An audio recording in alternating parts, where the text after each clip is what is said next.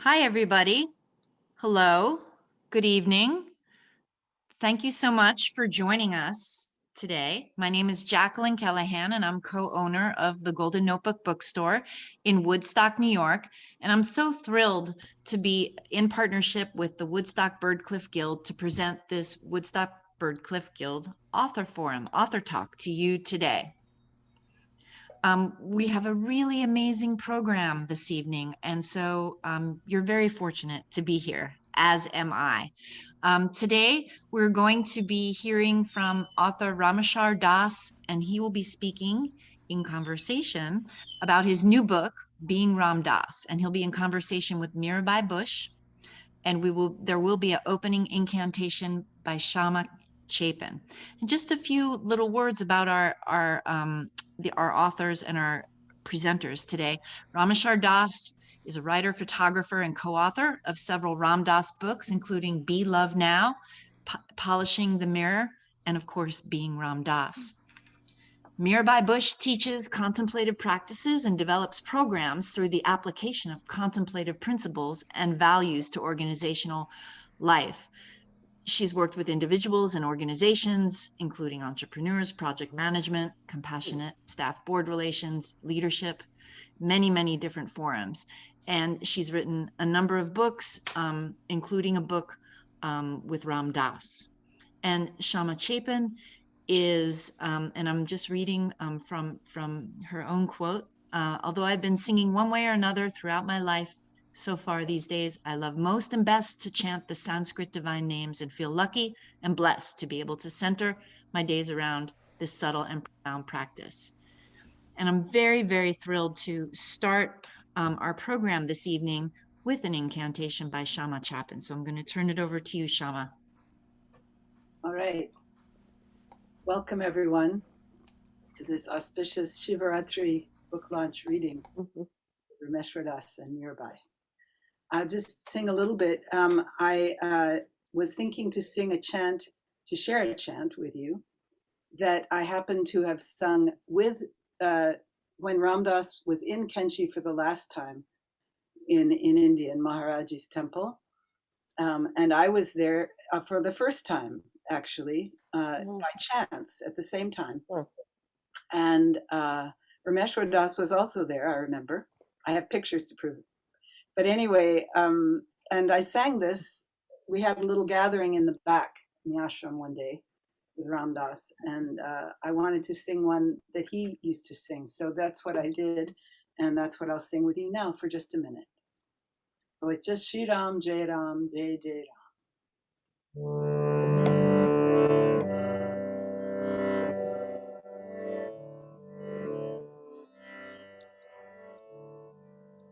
Shri Ram, Jai Ram, Jai Jai Ram. Shri Ram, Jai Ram, Jai Jai Ram. Shri Ram, Jai Ram, Jai Jai Ram. Shri Ram, Jai Ram, Jai Jai Ram. Shri Ram, Jai Ram, Jai Jai Ram. Shri Ram, Jai Ram, Jai Jai Ram. Shri Ram, Jai Ram, Jai Jai Ram. Shri Ram, Jai Ram, Jai Jai Ram. Shri Ram, Jai Ram, Jai Jai Ram. Shri Ram, Jai Ram, Jai Jai Ram. Shri Ram, Jai Ram, Jai Jai Ram.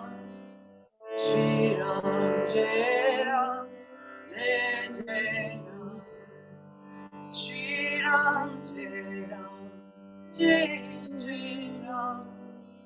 Shri Ram, Jai Ram, Jai Jai Ram. You sing. Shri Ram, Jai Ram, Jai Jai Ram. Shri Ram, Jai Ram, Jai Jai Ram. Shri Ram, Jai Ram, Jai Jai Ram.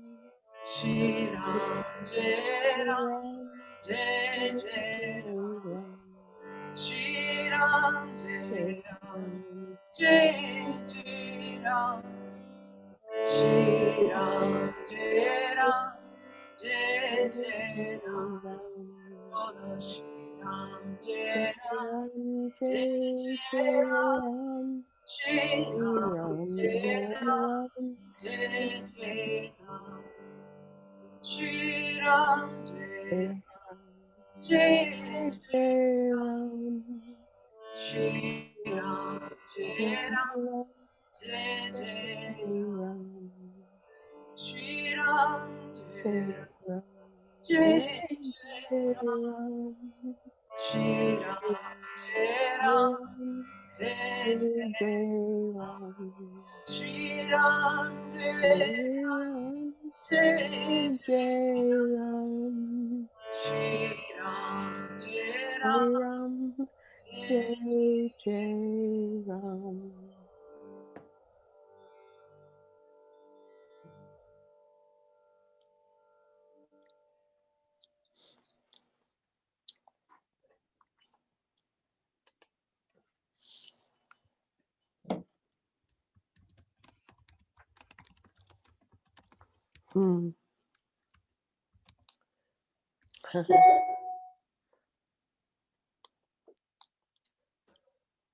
Beautiful.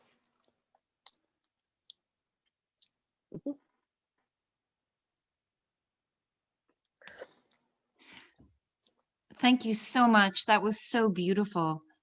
So now I'm going to turn it over to Ramesh and Mirabai and hearing about being Ram Dass. Thank you.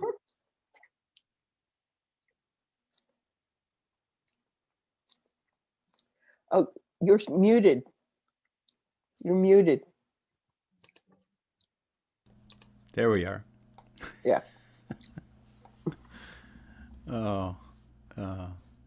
Thank you for having us. And Shyma, I think that qualified as both an incantation and an invocation. That was beautiful. And that It was that Sri Ram was one that Ram Dass loved. Yeah. And that was often the beginning of his talks. So tonight is the night of Shiva on the Indian Hindu calendar. So I have the Himalayas behind me for a few minutes, since Shiva lives up in the Himalayas.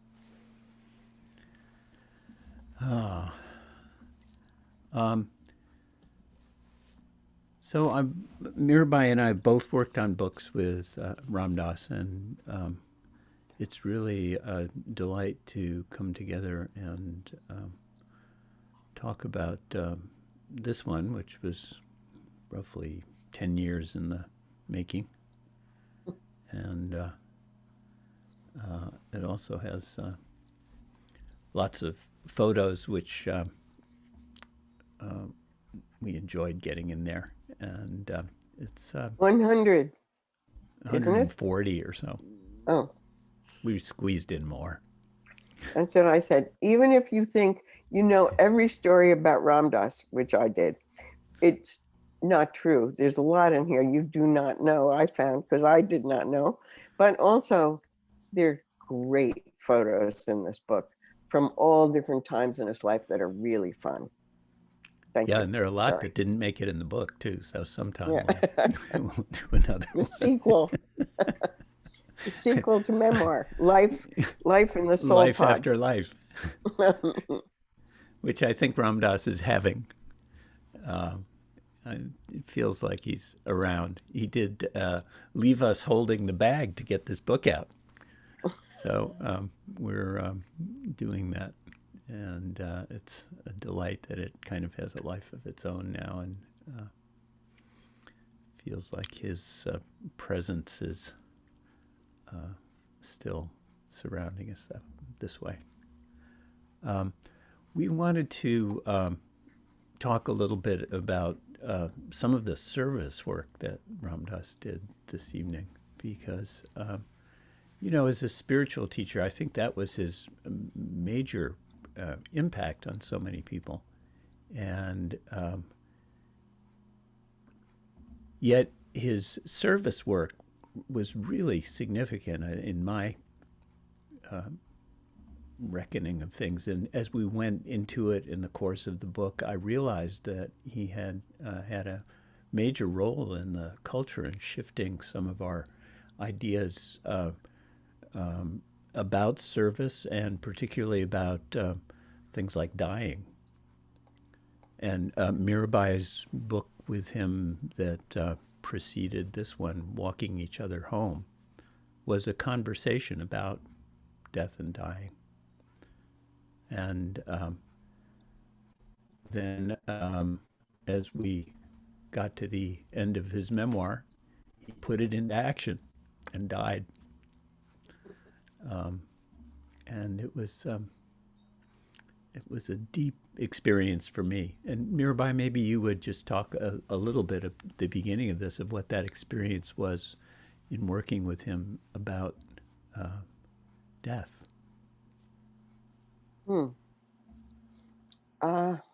It's Yeah. odd to begin at the end, but that's what we're doing. Although, thank you.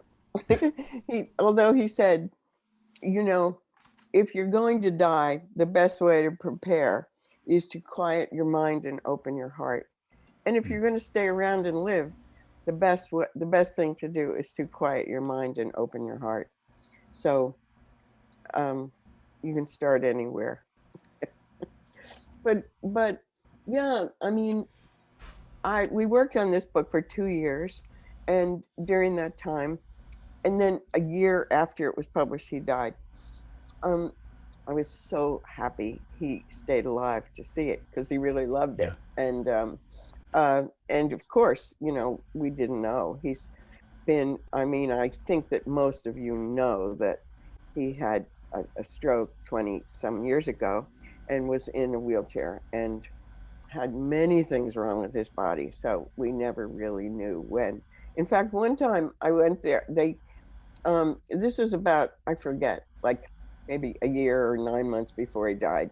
Someone called me from Maui and said, Mirabai, you really should come right away, because we think this is it.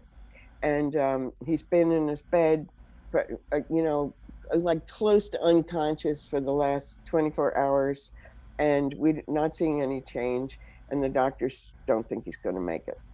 Okay, so I jumped on a plane to Maui, which is not that easy to do. I live out in the country in Massachusetts, and I got there as soon as I could. It was like the next day, and he was in bed, and he really looked like he was dying.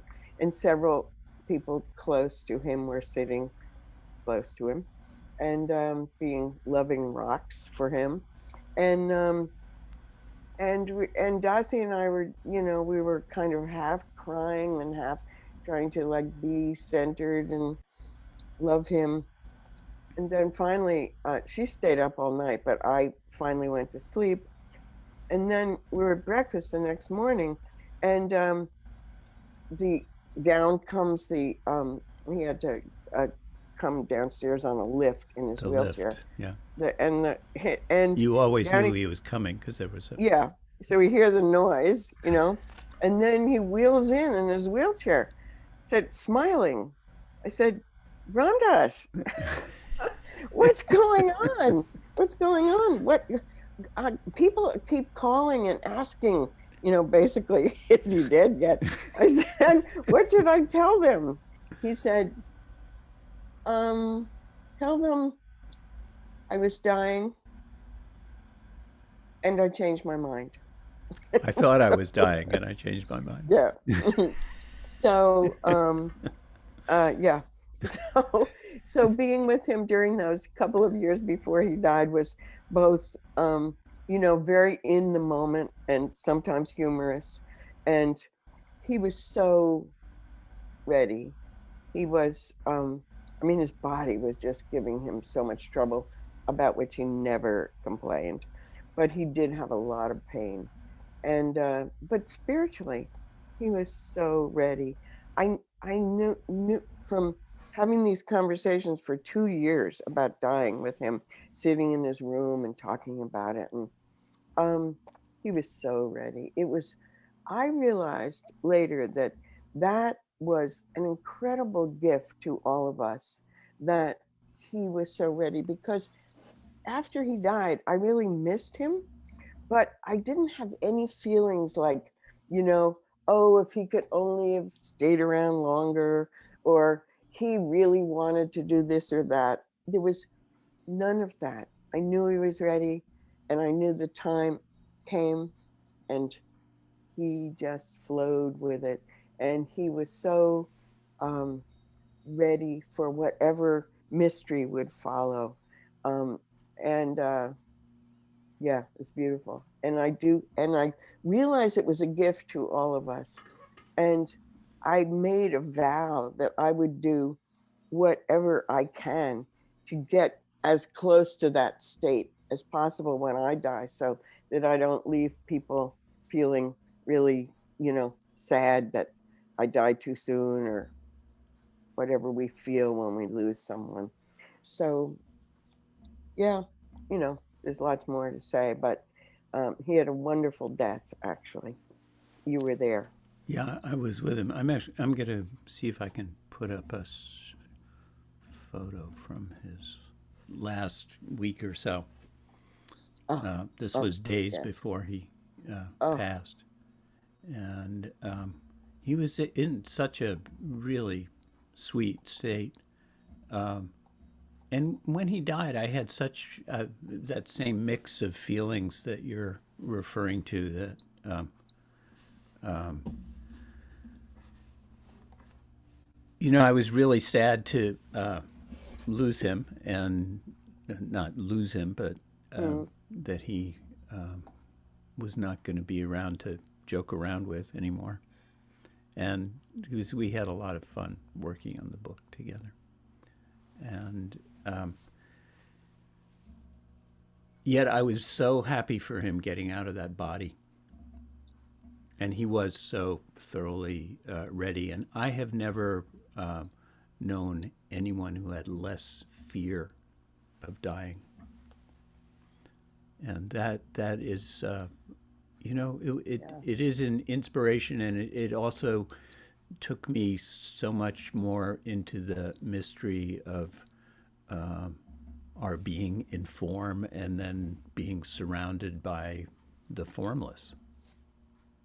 And he often used to quote that last line of the Heart Sutra in his talks about the form is the form of the formless. The formless is no other than form. And I would like to bring that into the way we talk about him, and how we talk about that in relation to his service work too. Because it was so much about how he took his identity into that, what sometimes is referred to as emptiness, but is also thought of as vastness, which I like better. And that just openness to allowing himself to be in that space of unknowing and no thought, and what became for him really that ocean of love. And I think that was so much of what he transmitted, especially in those last years. I watched a conversation recently between Joseph Goldstein and Ram Dass, and they were talking about, you probably, I think it's in one of those films. They were talking about emptiness and love, and Joseph was saying they're the same thing. It's emptiness, empty of attachment to anything, so that love can arise and fill the entire space. And he said, but Ram Dass, you've got the better word. people don't really like hearing about emptiness. You know, they like love better. You took the better word. Well, that was that. You know, when we had those retreats in Maui, that was what just flowed from him, and it was what came from Maharaji, and I think what he transmitted or radiated, and that was the depth of his service. And you know, Maharaji, when he gave him the name Ram Das, and Das, as many of you know, means servant. And Ram is this a form of God. It's the Vishnu form, and Maharaji, I think, said at one point, Ram worships Shiva, Shiva worships Ram. It's all, he kept saying, it's all one. And Ram Das is another name for the monkey god, Hanuman, who is the servant of Ram. He's this deeply devoted servant. And he's also the greatest devotee, the greatest lover of God. And there's one point in the Ramayana where he's also Shiva, by the way, which is, he's an emanation of Shiva, just to confuse you completely. But since it's Shiva Ratri, we got to talk about that. But in the Ramayana, at one point, Ram asks Hanuman, he says, "Monkey, who are you?" Because Hanuman has performed these incredible feats. He flew from India to Lanka to find Ram's wife, Sita, who had been kidnapped by the demon king. And then he burns down Lanka just to prove that Ram is coming, give them a hint. And so Hanuman responds to Ram, and he says, when I don't know who I am, I serve you. When I know who I am you. And that is that place of that Ram Das aspired to in serving. And Mirabai, you worked with him so much in the down in the trenches of serving at Seva Foundation, and that some of that was not easy going. Do you want to talk about that a little bit? Yeah. Seva,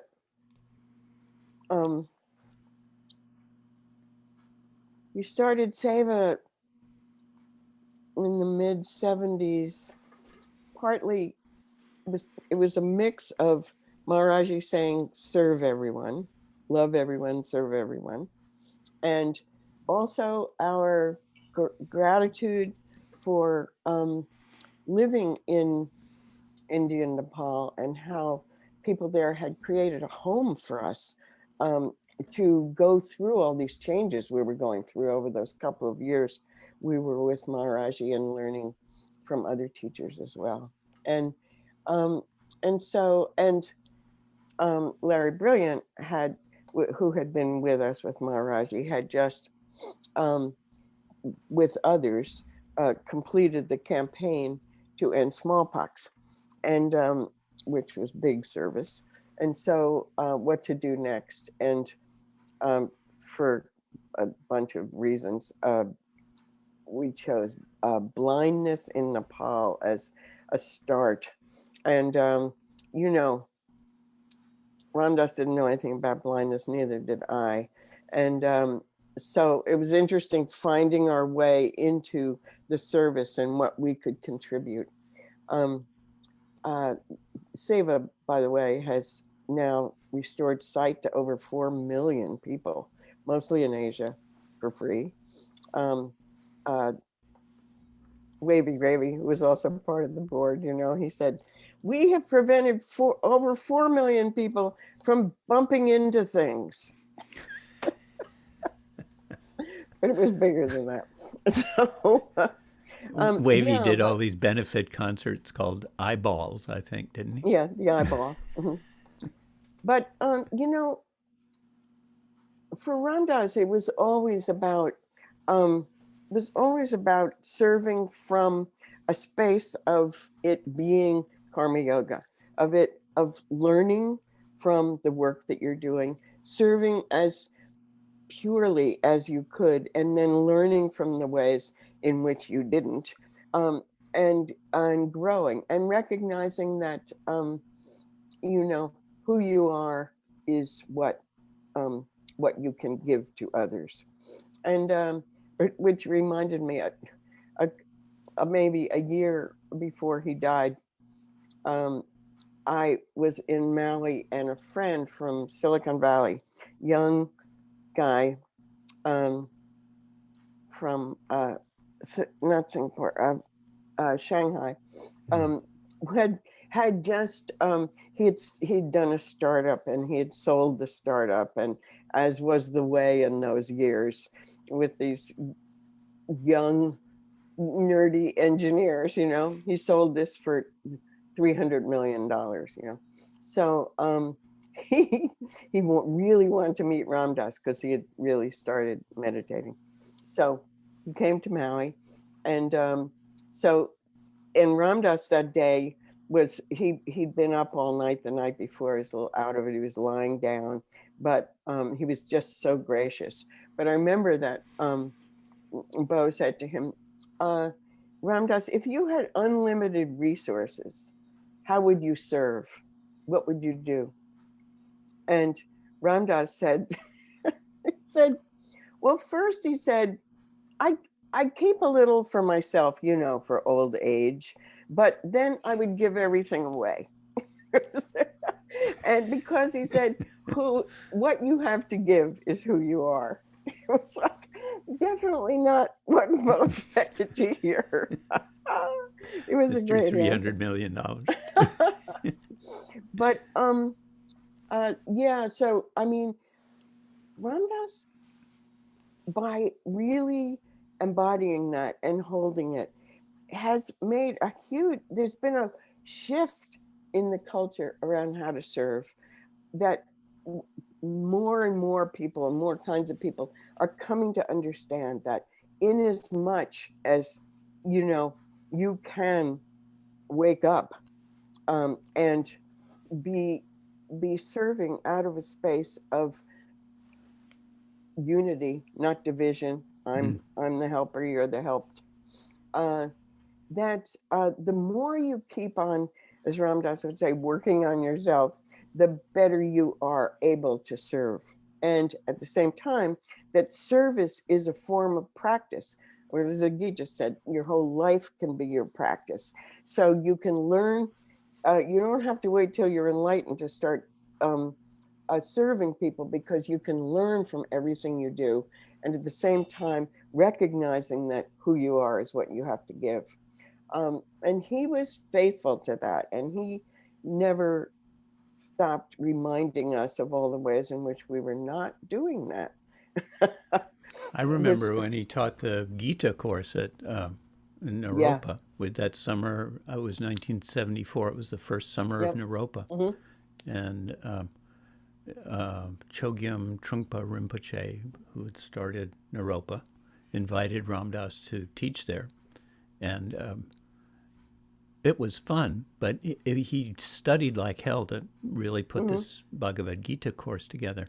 And the thing about karma yoga and the Gita is this what is described as giving up the fruits of your action.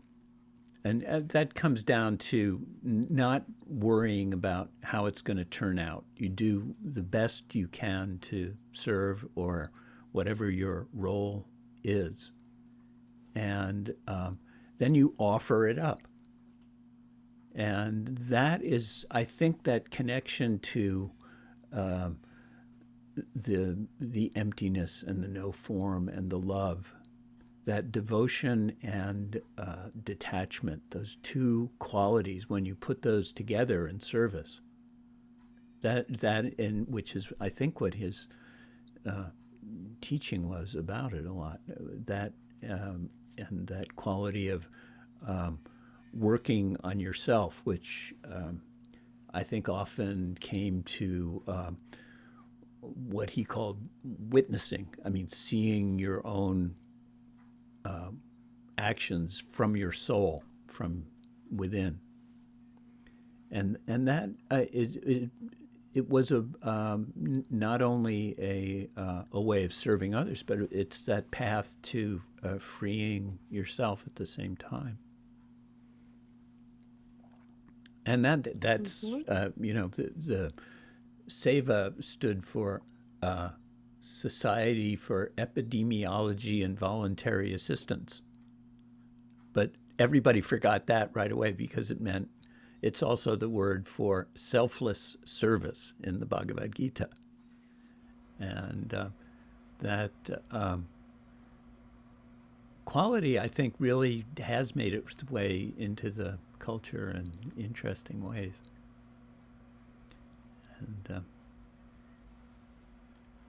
And well, it was fun being around him and Trungpa in that period, and that was when Joseph Goldstein and Jack and Sharon all started teaching meditation that summer also. So it was a lot of the foundation of mindfulness practice in this. And you write about that in too. the book, right? About the time at Europa? Yeah. And those talks that he gave are in another book called Paths to God that was really condensed from the talks that he gave.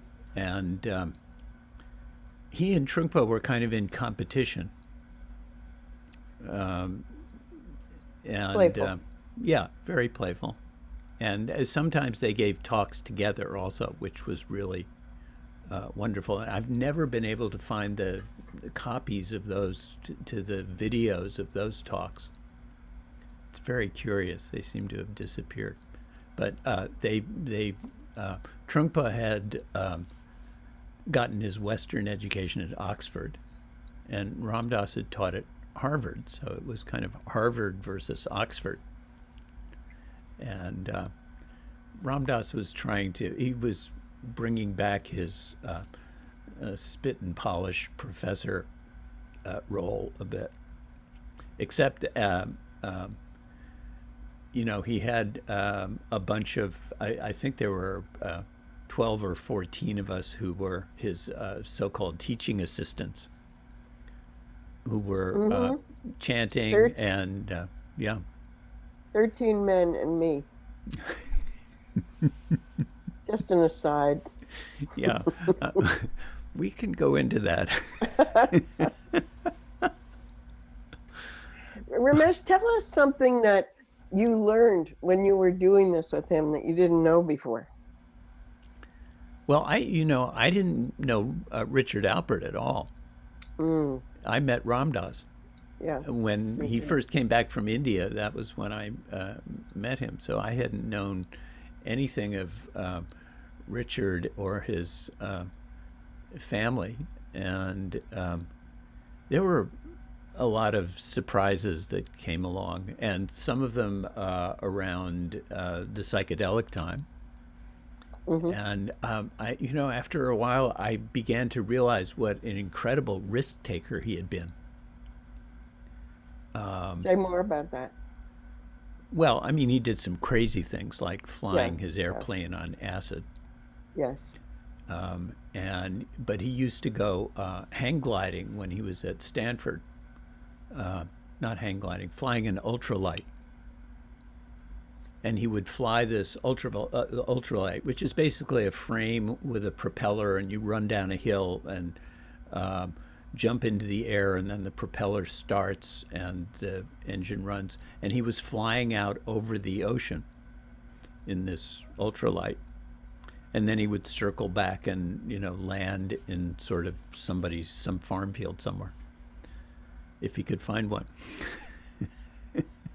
And he described that as being pretty exciting. And then he did stuff like, they were down in Mexico, and he was picking up Tim Leary and his son Jack, and they flew into San Diego, and I think it was San Diego, and he had the wing tanks stuffed with marijuana. And so instead of going directly to customs where they were supposed to check in when they landed coming out of Mexico, they pulled up to the general aviation terminal and stuffed the weed in a locker along with Jackie's pet iguana that he had brought from Mexico. Which you're not supposed to import live animals, I guess, from there either. And then they went over to the customs place, and the customs agent asked Jackie, who was probably 10 or 11, I guess, at that point, if they had brought anything living from Mexico. And Jackie dutifully said, well, maybe a couple of flies. So they were, and then there was another time. Some of these are airplane flying stories, and I have one pilot friend who describes flying as hours of boredom punctuated by moments of sheer terror, which seems accurate. And there was another time where he had borrowed someone else's plane, and he was flying up to Millbrook, where they had their psychedelic research center. And he wasn't used to flying this plane, which you had to put down the landing gear on. And he forgot to put down the landing gear. And they landed in a field and bounced instead of taxiing. And they barely cleared a stone wall at the end of the little landing field. And then the plane kind of dug into the field, and he looked out, and the propellers were crumpled metal. But nobody was hurt. So they walked away. He called the guy whose plane he had borrowed and said, I think you're going to have to call your insurance company. And the guy was very good about it. But So lots of stories. He was blessed by a lot of circumstances. Yeah. But he told you lots of stories from many different parts of his life. Yeah, which, probably didn't fit into his spiritual lectures too well. And some of them were embarrassing to him. And still he was really opening up about things. And I think in a way in the process of the book, really, especially in relation to his childhood experiences, which he hadn't necessarily thought about that much in a long time. Mm-hmm. It really lightened some of that karma, some of which had been difficult for him when he was a kid. Yeah, that's great. You want to take some questions? Yeah, we could certainly do that. Unless there's something else you want to make sure that you say.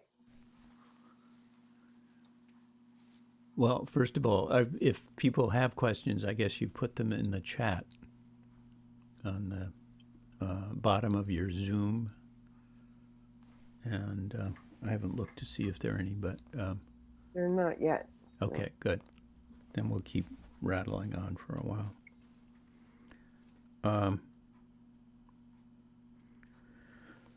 Well, I think there, especially in the retreats in Maui, which both you and I have been involved in for, I guess we did that over about almost 15 years, starting from when he got stuck on Maui, which was just after that time that Shyma referred to when he was last in India.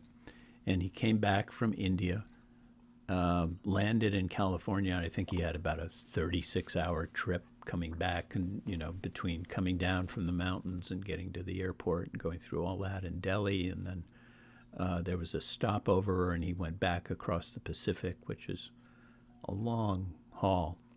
And he was overnight, one night in California, and then he flew out to Maui to lead a retreat. And at the end of the retreat, he had a high fever and ended up in the emergency room. And it turned out he had an infection that had gotten into his bloodstream, and he had it was on the verge of being septic. In other words, the infection was going into his whole system. And he almost went out again. The stroke had almost taken him out 7 years before that. And he was hospitalized for about a month, and then it was very weak afterwards, and he couldn't travel. And he was also broke, which was because he had given his money away to various causes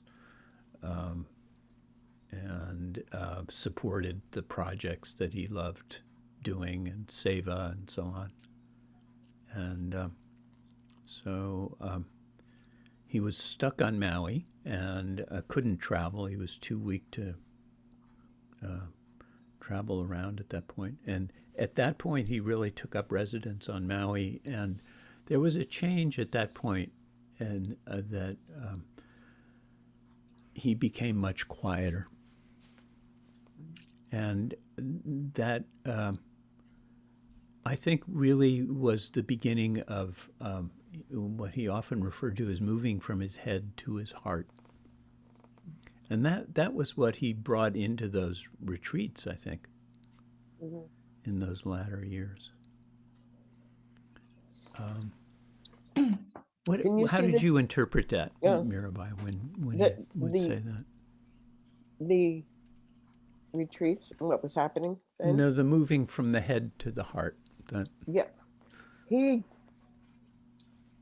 just did it. He let go. He actually was often very judgmental before the stroke. It was always in service of, all of us waking up. But he often didn't approve of the way we were doing it. But once he had the stroke, he just let go. I mean, there was a way in which that capacity was weakened, I think. But also he just let go. He just decided he was going to just be here now, in the moment, and be loved. And over those years, I mean, it's hard to talk about but it truly was that he just, when you would walk into the room with him, he was just like radiating out this amazing love. Everyone who came to see him was like, oh, I feel so good. It was an amazing transformation. I've never seen anything like that in anybody else. And it was confirmation that here he was, like, moving toward the end of his life and in lots of pain and so on. And yet he kept changing, in the sense that he kept becoming more and more and more open and just being in the space of love. It was really beautiful to see. Here's one from Maui that didn't make it into the book, but it's fun. Oh, that's great. Yeah. And there's some questions now. Okay. Umesh. Let's And answer this questions. is good, because this is why Ram Dass really got into doing the book with you. Did Ram Dass ever share with this from Roni? Did Ram Dass ever share with you that as a child he had a sense that he would be a seeker and that his path would take him the direction that it did? And as this is a yes/no question, could you elaborate on how you see his early life leading to his later life, or was this the effect of psychedelics? Or both? Hi, Roni. What I learned about his early days in school, and also the kind of surroundings of his family. It's really, when you think of all the factors that came into his being, and some of them were tough. I mean, he was bullied when he was young. He went from a small kind of local grade school into a much bigger neighborhood school where he was overweight and was pushed around, and he already had some, kind of gay attractions to other guys, and it was very hard for him to make relationships. And his mother was very controlling and overbearing, which had led to his weight problems, I think, and you could hear how that worked. It was like he was substituting food for love or something. And then he went away to prep school, and he was really isolated there. And he became kind of what he considered a phony intellectual for a while at school. And at that isolation and kind of having to go inside and be on his own was, I think, the first stage of his really seeking identity in a way that was different from kind of the peer culture and certainly what his family had put out, which was his family was very power oriented. His dad ended up being a CEO of a railroad. Both of his brothers went to law school, and he was the baby of the family. And when he got to college, he went into psychology, and that was a big thing for him. His father had him, tracking to be a doctor, an MD. And there's a great scene in the book of his going into the president of his college, and his dad was a friend of the president. And the president says, so your dad wants you to go to med school, right? And he said, all right, let's see what we got here. And he picks up the phone and he calls the head of the medical school. He said, I've got George Alpert's son here. You got a spot for him in the medical school? This is how you get into medical school, right? And he said his biology grades aren't too great, and neither is his chemistry. But okay. And he hangs up the phone and he says, you're in. And Ram Dass, who had been studying social psychology, which was barely a discipline at that point, this is in the, I guess it was the late 40s. And he gets up and he says to the president, I'm going to study psychology. I wouldn't go to med school if you paid me. And he walks out. And he had this huge blow up with his father after that. But he chose his own path, and he was really looking, psychology was his gateway to the mind at that point. And he began to really look at how his own mind worked and how other people's minds worked, and he had a real affinity for that. And as he progressed, he went to get his master's degree at Wesleyan, where I went to school and where I met him, actually. But that was years later. So at Wesleyan, he studied achievement motivation, which with Mirabai's neighbor and friend, David McClelland, who also ended up being his professor at his boss at Harvard. And David was a real mentor to him. And he also started going to Quaker meeting with the McClellans. Mary McClelland, David's wife, was an incredibly spiritual woman. And Ram Dass said she was the first spiritual person he really met that had, some sense of living spirit. And Quaker meeting was his first kind of intimation of what meditation might be like. And then he goes to Stanford, and Stanford is another huge opening for him, and he starts going up to San Francisco. And he's listening to, when he's driving up there, he's listening to Alan Watts on the radio. And Alan Watts opened him up to Eastern spirituality in some way, the beginning of that anyway. And as he, at Stanford, he mostly studied child development. So again, he's looking into how the mind works and how it develops. And he also started doing therapy, both analysis himself and doing clinical therapy with other students and people like that. And there's a great story of his first patient coming in. He's at the student service center, and this guy puts his feet up on the desk and sort of nudges the flower pot that Ram Dass has his flowers on the desk, and pushes it a little toward the edge and really pushes Ram Dass buttons.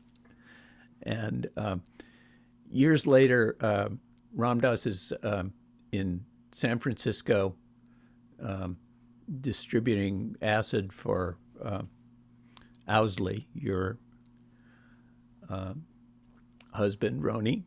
And he borrows a motorcycle from one of the Hells Angels and drives down to Stanford and goes in to see his old office. And the guy who was his first patient is sitting behind the desk and is now a therapist. And they have this really funny exchange. And Ram Dass puts his motorcycle boots up on the desk. There are all these kind of little moments of circularity and synchronicity that are great fun in his development. But his first real opening to the spirit, I think, did come from psilocybin. And he has narrated that incident, that trip, a lot. And it's the core of his experience in the beginning experience in Be Here Now. But we went into that in really more depth and looking at what happened to him. And he was really thinking about how that formed his spiritual path beyond that. Mm. I don't know if that was an answer. That was a rather long-winded. It was a good answer. This is Jackie, and I actually have a question for you both. I think this is the first time we've ever had an event where we have two authors who have worked with the same author, then talking about, their co-author. And so I was curious to know how, if you two have ever talked about your process of writing a book with Ram Dass, and just what were the similarities, what were the differences, and what was the process? You go first, Mirabai. Well, my process, I wrote a book with him in 91 called Compassion in Action. That was a hard book to write with him because he, we were just articulating really for the first time how we saw action in the world. And I think it came out to be a really pretty good book, but it was a struggle. But this book I did with him was so easy. He said he wanted to write what he knew about dying, because he knew he was about to die. He wanted to get it in one place. He had, when I started doing it with him, I went back to Be Here Now, and I looked, and like all the words were already there. It was amazing to me. But he, of course, knew it in a different way now, because he lived a life and he was close to dying. And he wanted to get that across somehow. And he also had aphasia, so he couldn't talk in paragraphs like he used to easily.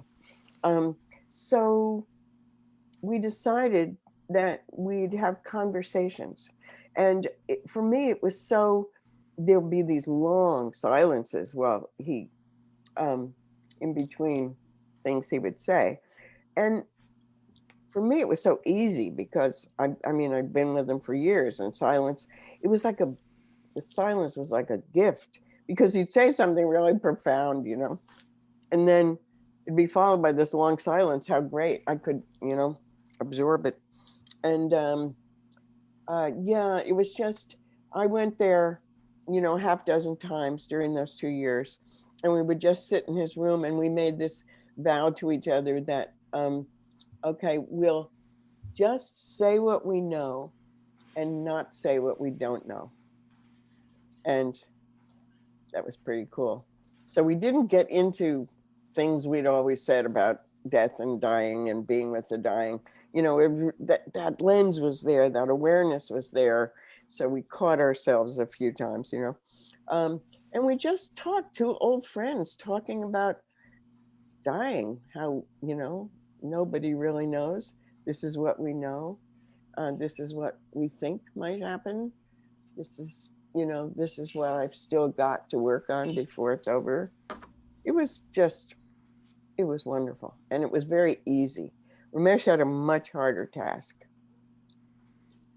Well, I had a much bigger pile of stories and things to work with too, and because we had really accumulated a lot of material. But he didn't want to do the book that we did originally, and I had to kind of talk him into it. And it was, part of my motivation was exactly what Mirabai is talking about, was to figure out a way to hang out with him more.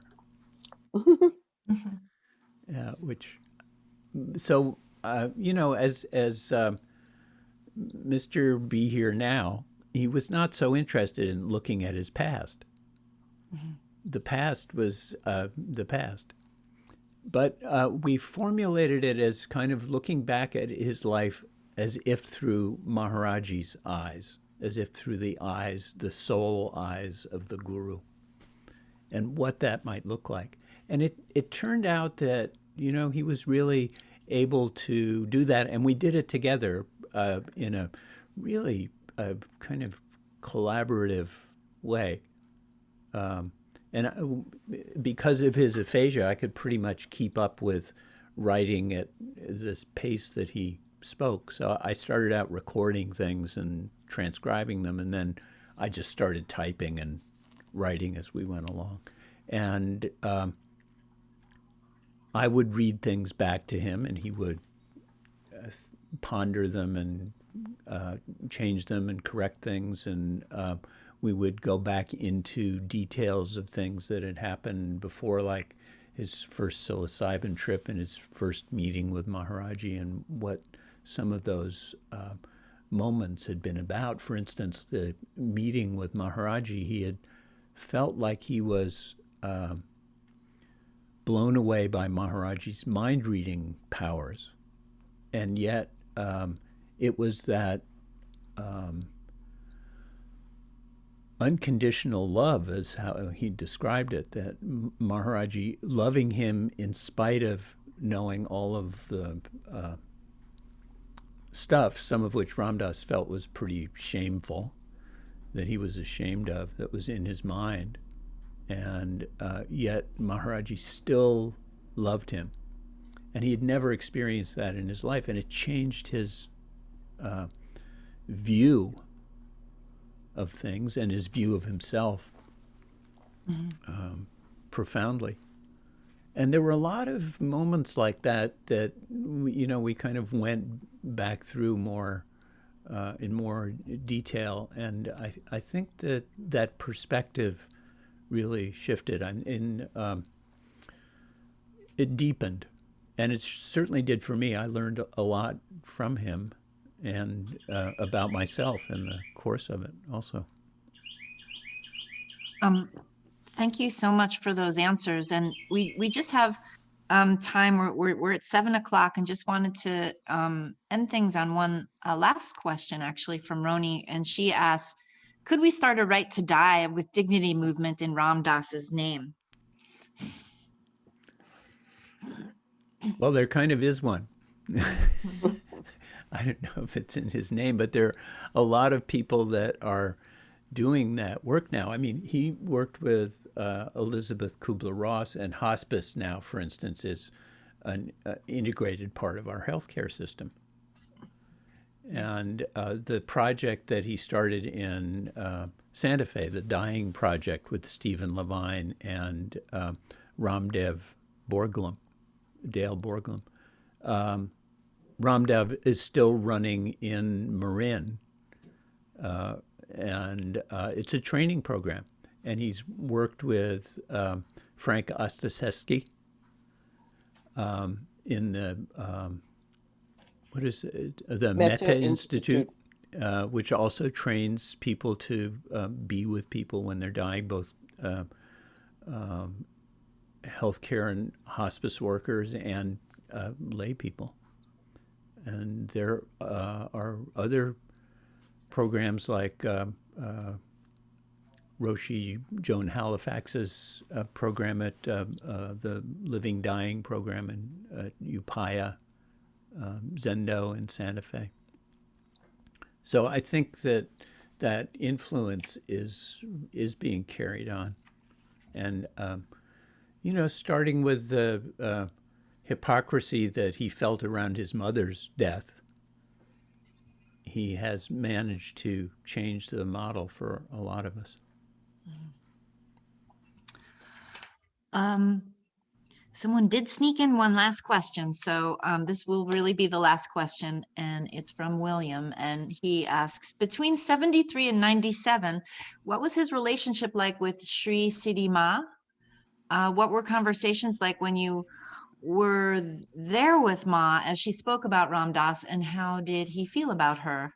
Since she was a saint, did he ever attempt to connect to Maharaji through her?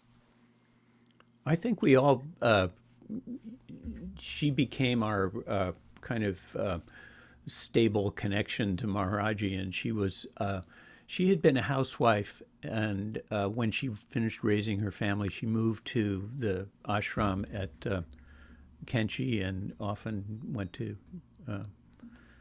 the other ashrams and took care of Maharaji when he was there. And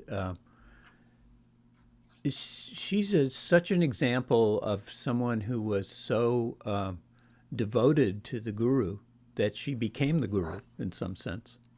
You know, she really, she didn't lose her motherly qualities that she came with, but she was an amazing being. And Ram Dass, I don't think saw her that often. And we hadn't known the Siddhi Ma or the other Ma's very much at all when Maharaji was in his body. So that was a big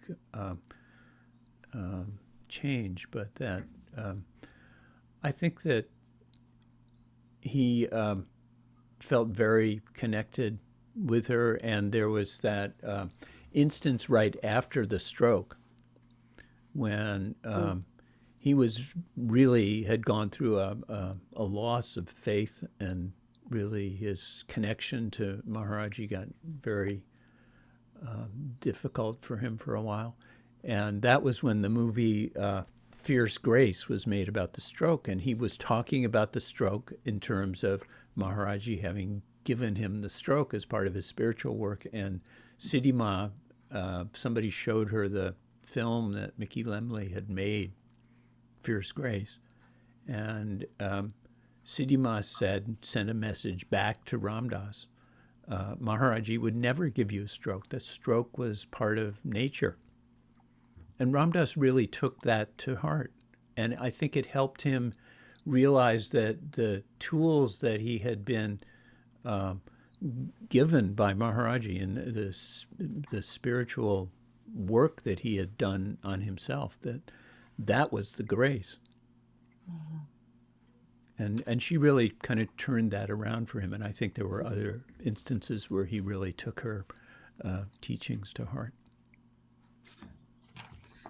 So thank you so much, Mirabai. Thank you so much, Ramesh. Thank you so much, Shyma, for such a beautiful event in learning more about the work and life of Ram Dass. Please find this book wherever you live. If you live in Woodstock, you can find this book in our window and on our shelf, as well as Mirabai's book, Walking Each Other Home. So thank you so much to everyone who attended today. And please support the Woodstock Birdcliff Guild, and everyone have a really beautiful and safe night. Thank you. Yes. Thank you, Roni, for setting this up. Thank you, Roni, again. Stay safe, everyone. Thanks for being here. Thanks, Mirabai. Thank you, Ramesh. Thanks, Kate. I see you're out there somewhere. Bye. I wish I were in Woodstock.